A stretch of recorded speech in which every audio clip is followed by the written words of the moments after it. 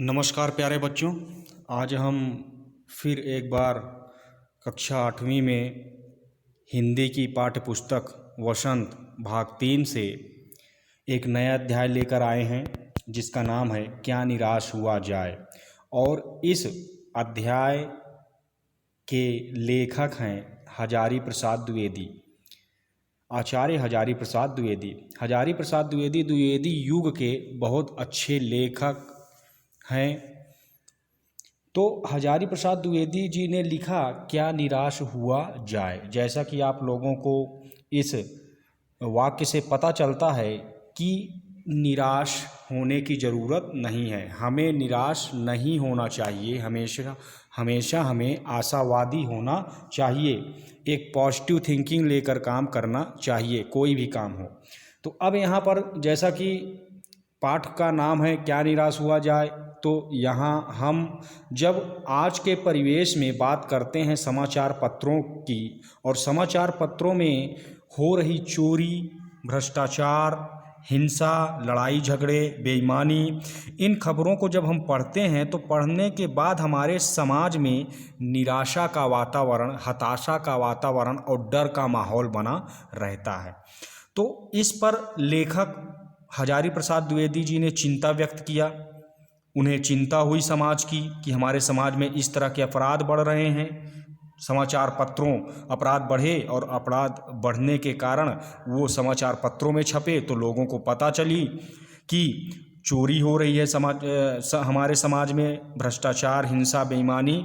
तो उनके दिमाग में एक विचार आया और इस चिंता को व्यक्त करने के लिए उन्होंने एक लेख लिखा जिसका नाम है क्या निराश हुआ जाए। इसमें उन्होंने बताया, और इस बात पर चिंता भी हुई, इसमें उन्होंने बताया, हजारी प्रसाद द्विवेदी जी ने बताया कि हमारे समाज में अच्छे और बुरे, अच्छे आदमी भी हैं और बुरे आदमी भी हैं, दोनों लोग काम करते हैं, दोनों लोग हमारे समाज में रहते हैं। पर हमें अच्छे काम करने वाले, जो अच्छे लोग हैं, जिनके पास अच्छाइयाँ हैं, आशावादी हैं, निराशावादी नहीं हैं, जो चोरी नहीं करते, हिंसा नहीं करते, किसी से लड़ाई झगड़ा नहीं करते और जो अच्छे माहौल में रहते हैं, भ्रष्टाचार नहीं करते, इन लोगों से प्रेरणा लेनी चाहिए। इन लोगों से हमें एक सीख लेनी चाहिए। एक उदाहरण प्रस्तुत करते हैं ये लोग, और इस उदाहरण को हमें देखना चाहिए, पढ़ना चाहिए और समझना चाहिए। इसी बात पर उन्होंने यहाँ पर लिखा है। अब आइए हम अध्याय की तरफ चलते हैं। मेरा मन कभी कभी बैठ जाता है। हजारी प्रसाद द्विवेदी जी कह रहे हैं कि मेरा मन इन सब बातों को कभी सुनकर कभी कभी बहुत बैठ जाता, बहुत दुख तकलीफ़ होती है। समाचार पत्रों में जब वो सुनते हैं ठगी, डकैती, चोरी, तस्करी और भ्रष्टाचार के जब समाचार पत्रों में भरे रहते हैं तो वो आरोप प्रत्यारोप का कुछ ऐसा वातावरण बन गया है कि लगता है कि देश में कोई ईमानदार आदमी नहीं रह गया, कोई ईमानदार नहीं, सब बेईमान हो गए हैं। हर व्यक्ति संदेह की दृष्टि से देखा जा रहा है।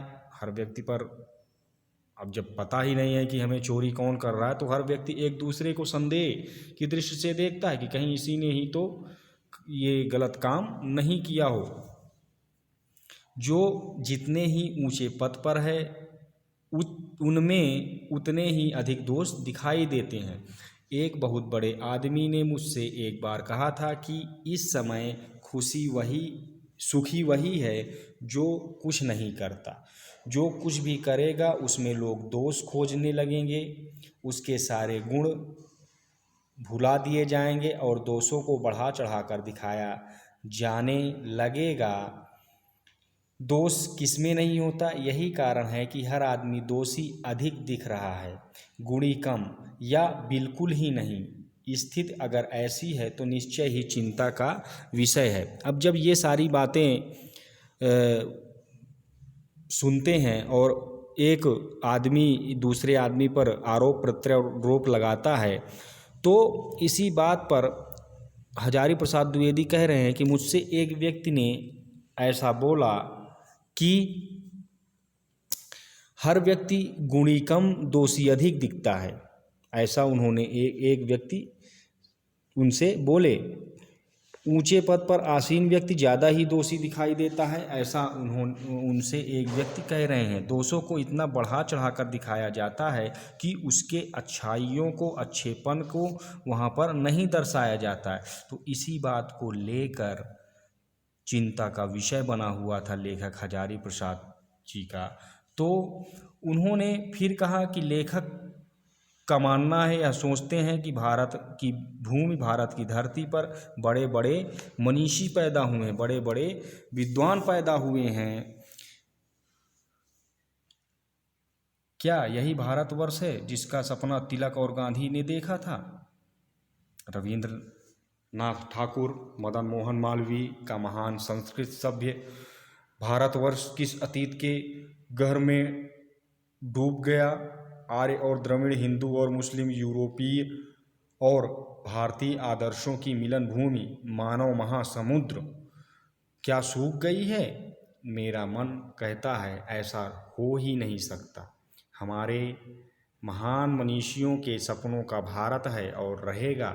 यही सच है कि इन दिनों कुछ ऐसा माहौल बना है कि ईमानदारी से मेहनत करके जीविका चलाने वाले निरीह और भोले भाले श्रमजीवी पिस रहे हैं और झूठ तथा फरेब का रोजगार करने वाले फल फूल रहे हैं।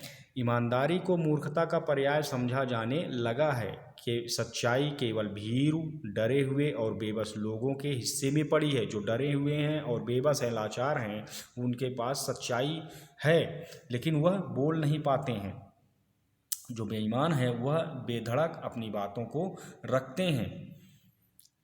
ऐसी स्थिति में जीवन के महान मूल्यों के बारे में लोगों की आस्था हिलने लगी है। अब जो जीवन का सत्य है उस सत्य के बारे में लोग डरने लगे हैं। भारतवर्ष ने कभी भी भौतिक वस्तुओं के संग्रह को बहुत अधिक महत्व नहीं दिया। उनकी दृष्टि में मनुष्य के भीतर जो महान आंतरिक गुण स्थिर भाव में बैठा हुआ है वही चरम और परम है। लोभ, मोह, काम, क्रोध आदि विचार मनुष्य में स्वाभाविक रूप से विद्यमान रहते हैं, पर उन्हें प्रधान शक्ति मान लेना और अपने मन तथा बुद्धि को उन्हीं के इशारे पर छोड़ देना बहुत बुरा आचरण है।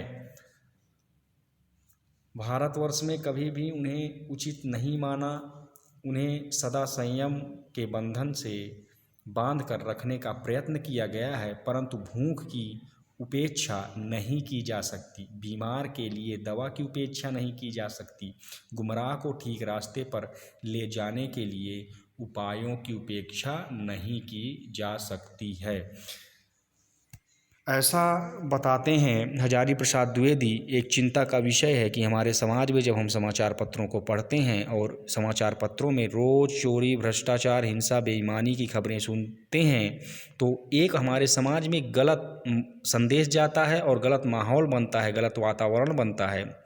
तो इस चिंता को व्यक्त करने के लिए उन्होंने लिखा कि समाज में सिर्फ दोष ही नहीं है, अर्थात दोषी लोग समाज में नहीं रहते हैं, बहुत अच्छे लोग भी रहते हैं, लेकिन अच्छे लोग जो हैं